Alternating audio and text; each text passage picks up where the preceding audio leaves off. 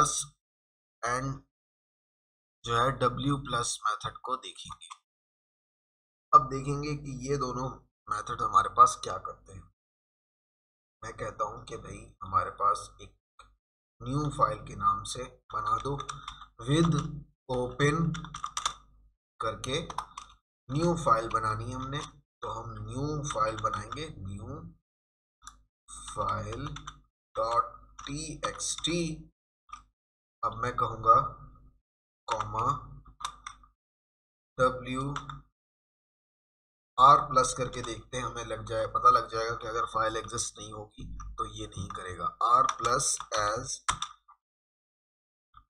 nf handler ले लिया मैंने। अब मैं क्या करवाने जा रहा हूं, मैं राइट करवाने जा रहा हूं f1 डॉट राइट। हैंडलर का कितना फर्क पड़ता है ये मैं आपको बता रहा हूं। Entering data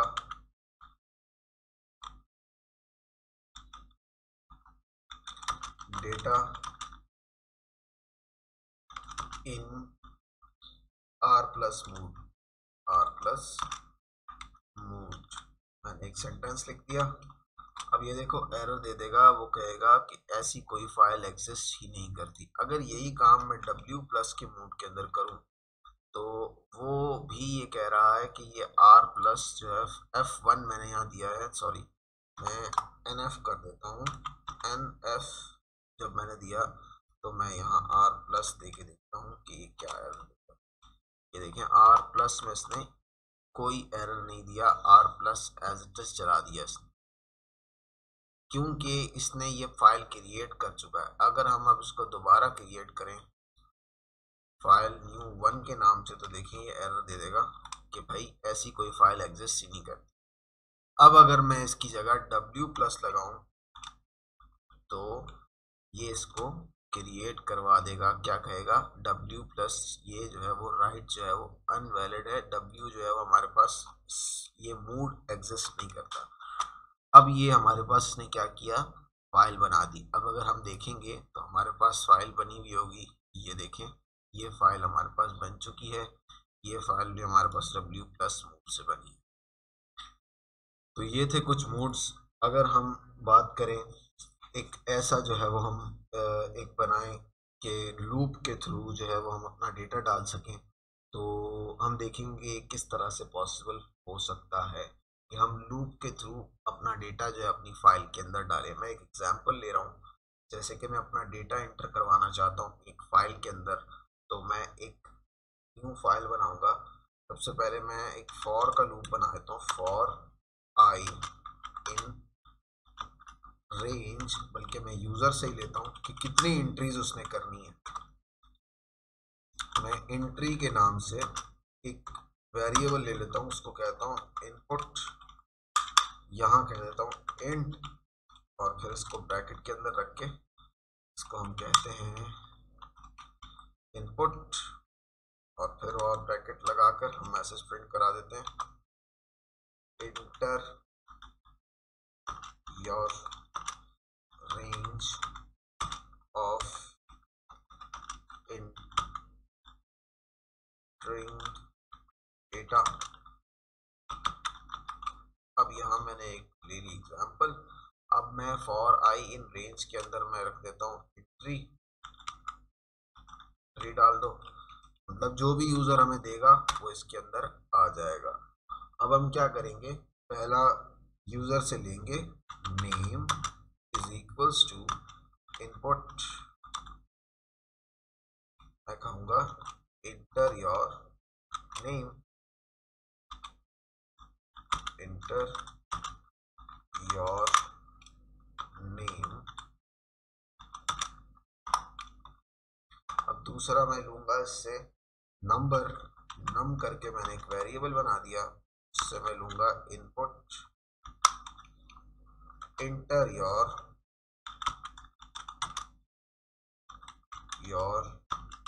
number. अब मैं इस मैसेज को मैसेज बना देते हैं हम इसको, और अब इंटर योर नंबर आ गया। उसके बाद मैं एक और लेता हूँ nic NIC के नाम से ले लिया मैंने। अब मैं क्या कर रहा हूँ, input inter your NIC number. तो मैंने क्या किया यहाँ पर, अब मैंने 3 यूजर से ले लिए कि ये 3 यूजर जो है वो इनपुट कर सकता है हमारे पास। अब मैं क्या करूंगा, ओपन विद ओपन करके, विद ओपन हमारे पास क्या इंटर हो जाए भाई, विद ओपन करके हमारे पास इंटर हो जाए हमारा जो फॉर्मेट है। विद ओपन करके मैं एक फाइल बना लेता हूँ data.txt के नाम से, और फिर उसके अंदर मैं क्या देता हूँ, कॉमा w प्लस लगा दिया मैंने मूड, और मैं एज dt कर देता हूँ इसको, एज dt। अब ये dt करके मैं स्टोर करवा रहा हूँ इसको, dt कॉलन लगा दिया। अब मैं इसके अंदर आ गया, मैं dt डॉट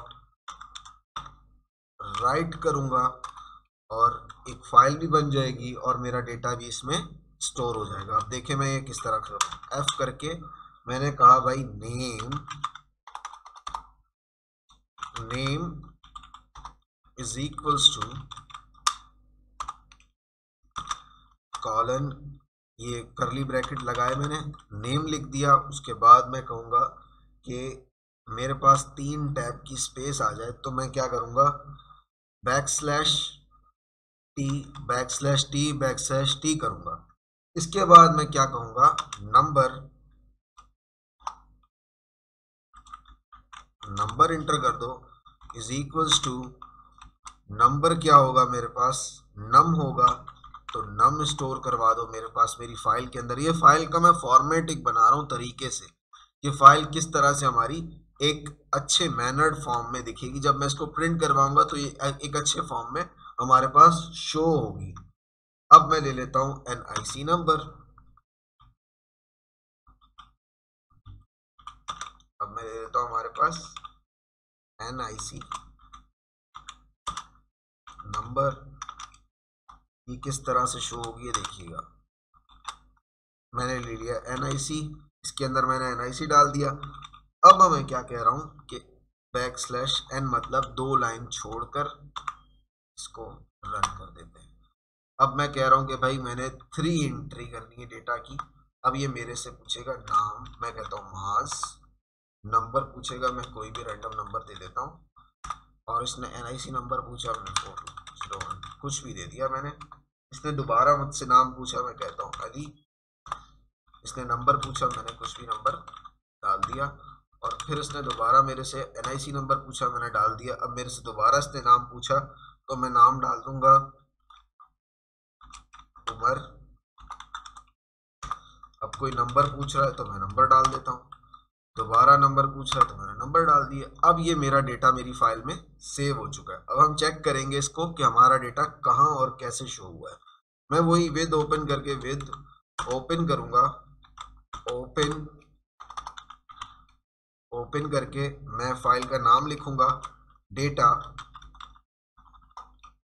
data.txt, और फिर मैं कहूंगा कॉमा, अपना मैं मूड लगाऊंगा, यानी कि मैं रीड करवाना चाह रहा हूं तो R लगाया, एज dt कॉलन लगाया। इसके बाद मैं क्या कहूंगा, रीड करवाने के लिए हम क्या कर रहे थे, हम जो है वो उसको dt डॉट रीड कर रहे थे,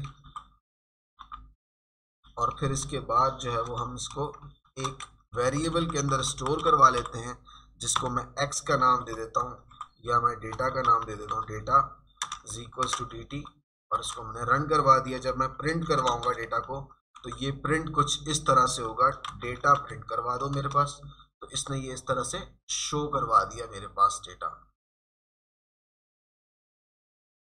तो अब ये हमारा जो है वो डेटा शो हो गया और हमारे फाइल के अंदर स्टोर हो गया। ये थी हमारी कुछ डेटा टाइप्स और डेटा को स्टोर करने का तरीका। Thank you so much for watching this video.